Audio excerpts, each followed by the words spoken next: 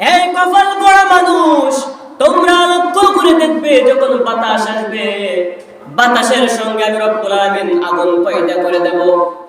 বাতাসের সঙ্গে আগুন উঠতে থাকবে, ফসলের পর ফসল, মাঠের পর মাঠ, গাছের পর গাছ, ঘরের পর ঘর, বিল্ডিং এর পরে বিল্ডিং গুলো আগুনে পড়তে থাকবে। পড়ে তামাম দুনিয়া সব পরিষ্কার হয়ে যাবে। বলুন আল্লাহু আকবার। চিন্তা করে দেখুন, ফালইরতাকিবু ইনদা যালিকা রিহান আবরা।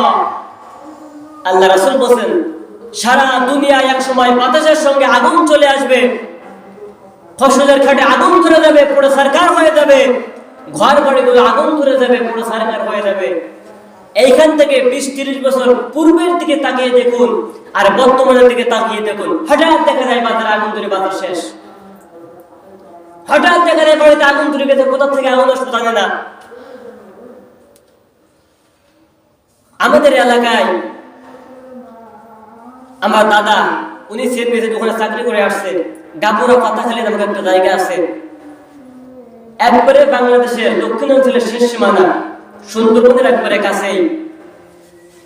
গত 1 বছর আগের কথা, আপনারা ফেসবুকে ইউটিউবে সার্চ দিলে হয়তো পাইতে পারেন, ফেসবুকে আছে এগুলা। একটা বাড়ি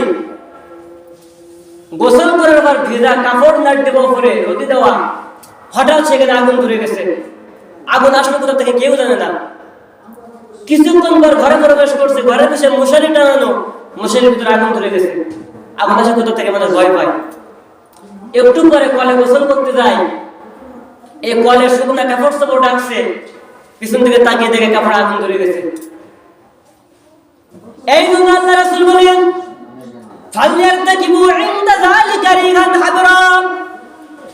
আইরে দুনিয়ার মানুষ, তোমরা যারা দুনিয়ার পিছনে ছুটতেছো, যে ফসলের জন্য তোমরা নামাজ আদায় করো না, যে ফসলের জন্য, টাকার জন্য, অর্থ সম্পদের জন্য নামাজ আজানের সময় হয়ে গেছে, আজান হয়ে গেছে, নামাজে আসলে না, তোমরা দেখতে পাবে বাতাসের সঙ্গে আগুন এসে তোমাদের এই সম্পদগুলো আমি আল্লাহ রাব্বুল আলামিন পুড়ে ছাই করে দেব। বলুন নাউযুবিল্লাহ।